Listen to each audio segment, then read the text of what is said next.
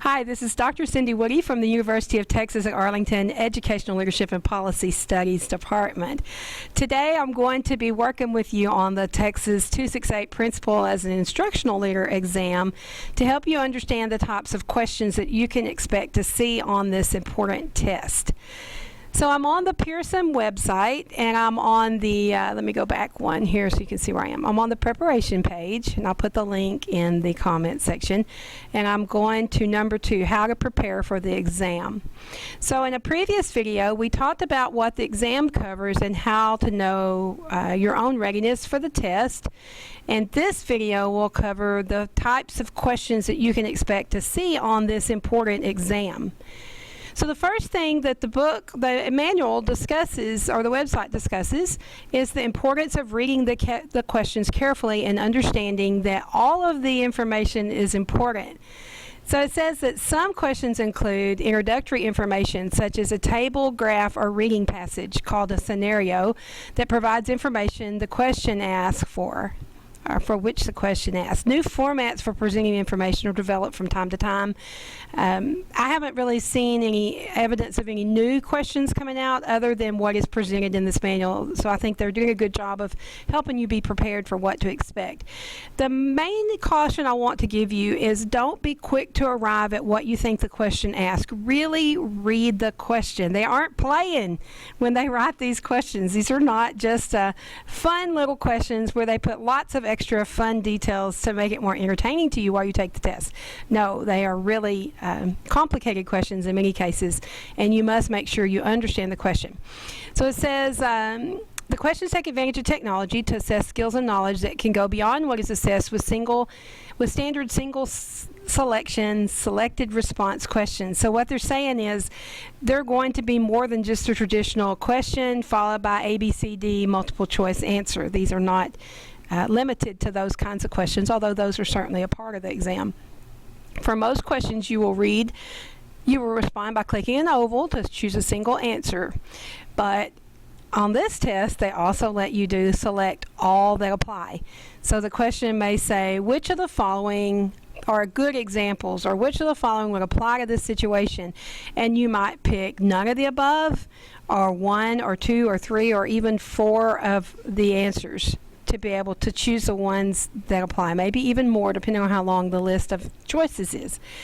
Sometimes they're going to ask you to type in an entry box. You may have to put in a number or a text answer, and it says some questions may have more than one place to enter a response, so they're looking for you to fill in the blank on some of the questions. In some places it says you'll be clicking check boxes. You may be asked to click check boxes instead of filling in an oval where more than one choice within a set of answers can be selected. You may be clicking on parts of a graphic. In some questions, you will choose your answer by clicking on locations of a graphic, such as a map or chart, as opposed to choosing from a list. In some questions, you may be dragging and dropping the targets onto the screen. So there will be a selection of items in boxes. You may be dragging the box down to fill in the blank on the screen, maybe putting things in order, or choosing from a list, picking out parts of a table, parts of a paragraph or a text, parts of a graphic, and dragging those around on the screen, or clicking and dropping those answers somewhere.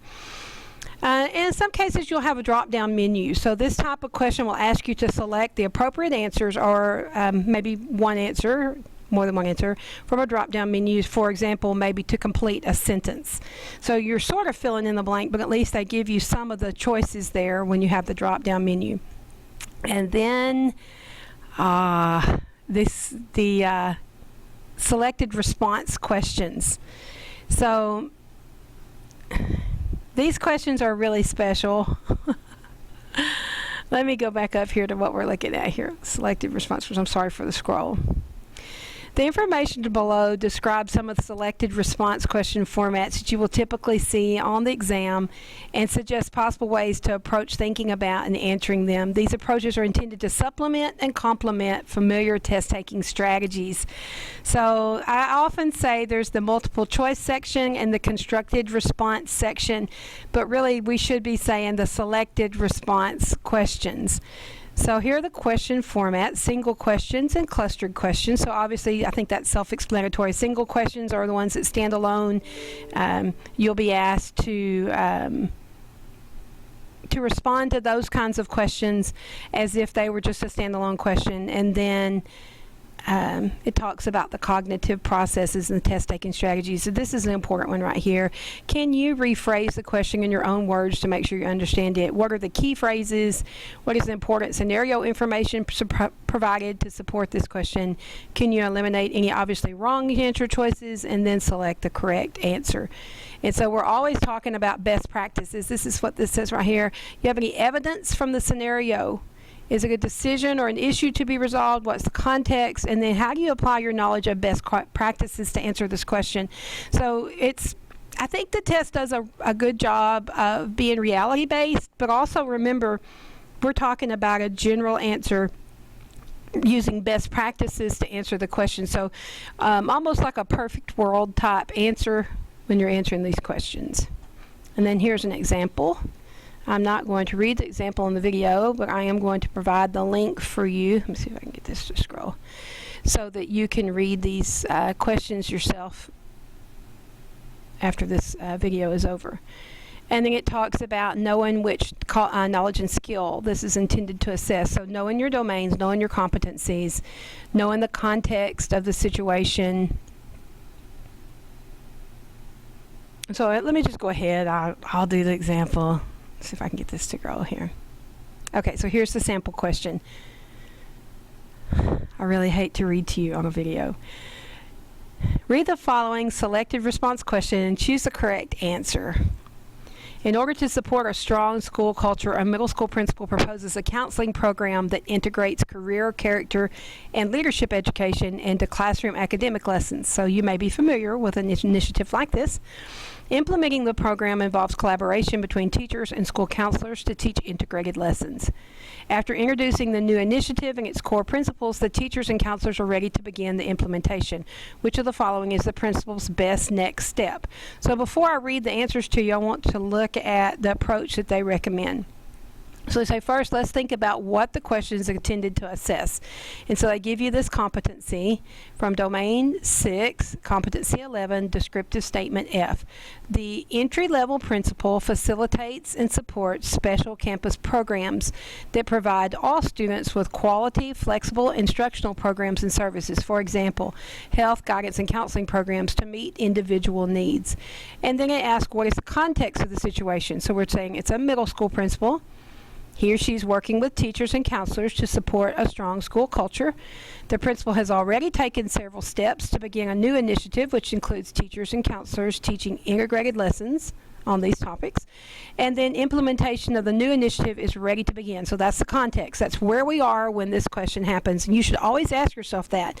Are you at the beginning of the situation, in the middle of it, or at the end? Are you doing reflection on it? Are you planning ahead, setting the vision? What is the context for the situation? And then it asks, what is the primary decision or issue to be resolved? So you need to determine the next step for the principal to take to implement the new counseling program. You'll see that in some of the questions it'll say the principal is looking back on a crisis situation and he wants to make sure that that we followed our emergency plan. And so we're looking at reflecting in that situation. Sometimes you'll see that the principal is looking at a new program that she's considering and she wants to do some research, and so you'll be answering the questions about what would happen before you would implement a new program. So in this one, this principal's already started and they're looking for the next step. How can you apply your knowledge of best practices to answer this question? So obviously consider best practices for change initiatives, and we'll be talking about leading change in your various courses.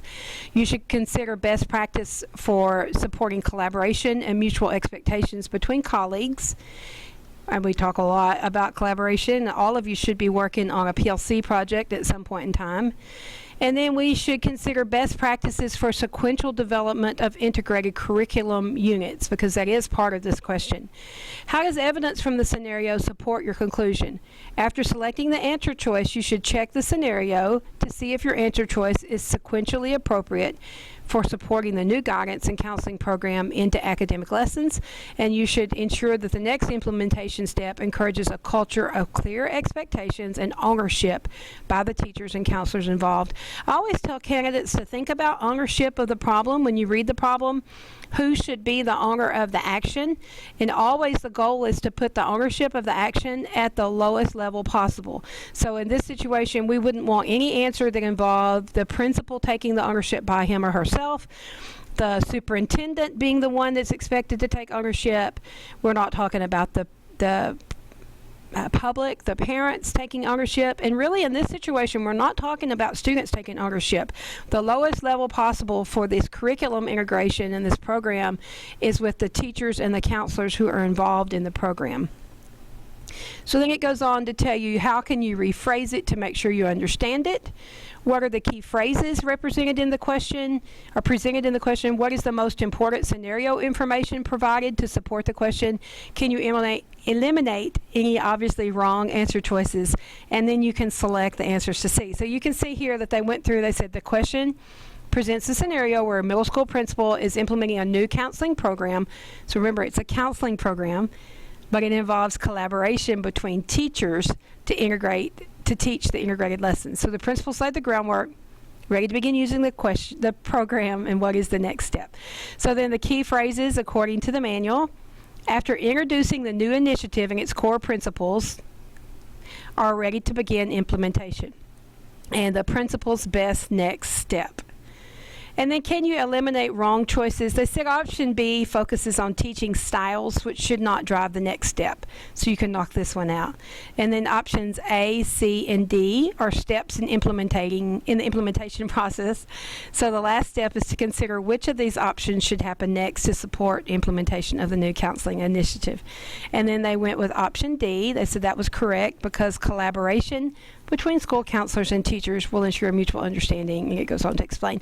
So notice that when you do your practice exam or your practice questions in the manual, they always tell you which answer is correct, followed by the very important information you can gain from which ones are incorrect and why they are wrong. Read these examples and practice these study questions in the manual. I cannot emphasize this enough. These examples give you the reason and the rationale so you can understand what the test maker was thinking, or were. Obviously it's a collaborative effort. What the test makers were thinking. You can get inside their head and see what they're looking for when they answer questions, so you can start to get a rhythm for answering the questions on this exam successfully. It goes on to talk about clustered questions. Clustered questions are when one scenario relates to several questions, two or more. Excuse me for a second.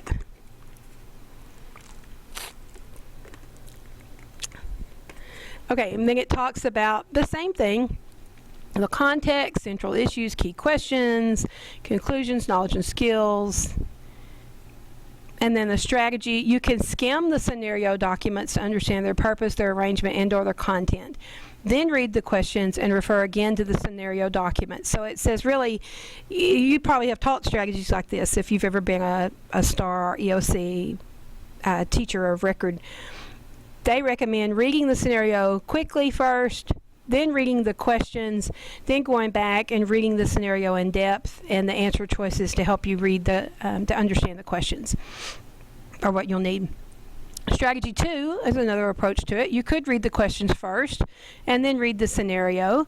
And then strategy 3, you could do a combination. You could read the scenario first with the shorter, more familiar scenarios, and read the questions first when the scenarios are longer or less familiar to you. So it says for you to experiment with these two different approaches.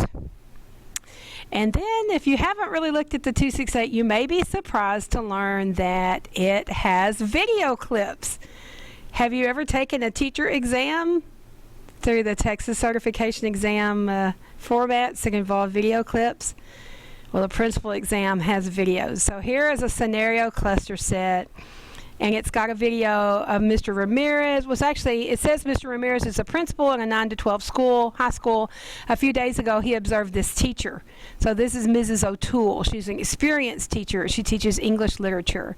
The class had just concluded their study of the novel Candide, and Mrs. O'Toole had planned an independent practice involving small groups of students discussing open-ended questions, drawing conclusions for the novel. During the post-observation conference, the principal asked the teacher to identify an aspect of the lesson that did not go as planned. And then this is the post-conference video. I'm not going to play that for you right now. Let's see if I can get here to scroll again. You can also see a transcript of the video if that's faster for you. So it talks about what the teacher says. They didn't really compare the beginning of the novel, at least not the way I wanted. We're not going to go into all of that right now. Let's go back. And again, here's test-taking tips for you, strategies. It gives the example, the suggested approach. I'm not going to read all of this to you. Even though I said I wasn't last time and I did, I'm not going to this time. Cognitive processes, test-taking strategies. Okay, and now the constructed response questions. I believe I'll stop the questions, the video in just a moment after kind of give an overview of this, because we're definitely going to spend more time looking at the constructed response questions and how to work with those, more on those videos than on any other part of the test, because I feel like most of you are the least prepared for this type of expectation, simply because it is unlike the traditional exams that we've known in the past. So let me just give you an overview of it. You're going to gather your study materials, plan and organize your time, develop your study plan, parts of a study group, tips for success, taking the exam, doing the best on your exam day. All of these are in here. But on the constructed response, it says the constructed response questions require that you demonstrate your integrated knowledge in an area by providing in-depth written responses. See section 5. So we're going to come to that, see right here, on a separate video. But I want you to know that these are essay questions. You're going to be writing essay question answers for this exam. And so the exam is 5 hours, and I believe there are 4 questions, 4 constructive response, and I want to say 70 multiple choice or other types of answers. We've got to quit saying multiple choice. Selected response, I guess you might say, answers. And so you've only got a limited amount of time. You don't get an hour per constructive response or per essay question. You've got to learn to do these quickly. So I just wanted you to be aware of this before we go into the next video, and I want you to understand that we're not going to spend a great deal of time talking about your study plan. That's for you to do. You may want to study as part of a group. You can certainly reach out to your class. Most of the courses, the students have formed independent Facebook groups that operate off-site, away from the guided course. But you certainly can reach out by using the People tab on your Canvas course and find like-minded individuals that you've talked to on discussion boards, and you can gather a study group if you'd like to do that and practice these exam questions together. It's got tips for success. Should I guess? Yes. Yes, you should guess, because an empty or a blank response on your exam is a wrong response every single time. There's no penalty for guessing. If you mark the answer and you get it wrong, you haven't lost anything other than the fact that you didn't get credit for that question. But if you leave it blank, you absolutely will not get credit for the question. So always guess on this question. Are there trick questions? No. Are there patterns? No. It says don't worry about the whole thing where they say if you don't know, mark C. No, don't do that. Mark the one that you think is probably the best based on what you know about the question. And can I write on the erasable sheets? Yes, you'll be taking this test online.